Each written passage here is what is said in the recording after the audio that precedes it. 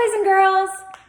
This week, we are reading a story together called The Bremen Town Musicians.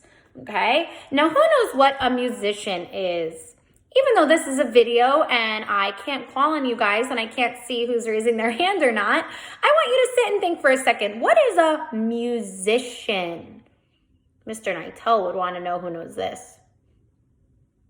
A musician is someone who plays some type of instrument, or someone who is a singer, or someone who is involved in like a band or something musical of some sort. Okay, so our story this week is called The Bremen Town Musicians. Now these are the musicians. Talking animals. Now, is this a story that could really happen if my animals are the ones who are musicians? I don't think so. So this week, we are actually reading a fairy tale. So we have been focusing on folk tales that involves talking animals and some type of life lesson. And fairy tales aren't too different, okay? So fairy tales usually involve some type of magic, talking animals, some type of magical creature of some sort, but there is always a lesson to be learned at the end of folk tales and at the end of fairy tales. So according to our book here, it says, a fairy tale usually takes place a long time ago and far away and has fantastic characters. Next, you will read about our 4 animals that become friends and travel to a faraway town. Okay, now what I'm going to do is I'm actually going to post a YouTube video of this story this week. I'm not going to be the one to read it, and I'm going to tell you why. So in this story, as it's being read, it's actually the animals have their own part in talking. So it's like a play. So I'm going to show you the first book. I mean, not the first book, the first page. So if you look here, it says, dog and donkey. So when it's them talking, they have their own part. Then it's donkey talking. Then it's dog talking. Okay? So it's kind of like their, I don't want to say it's their point of view, but it's like a play. So this story, normally when we're in person, I give certain students the part of the dog or the part of the donkey or the cat. And then when it's time for the dog to talk, that student would read that part.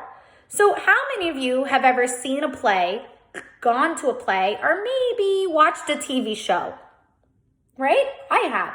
So whenever it's that character's time to talk, before they memorize all their lines, they read something that looks like this to practice their part.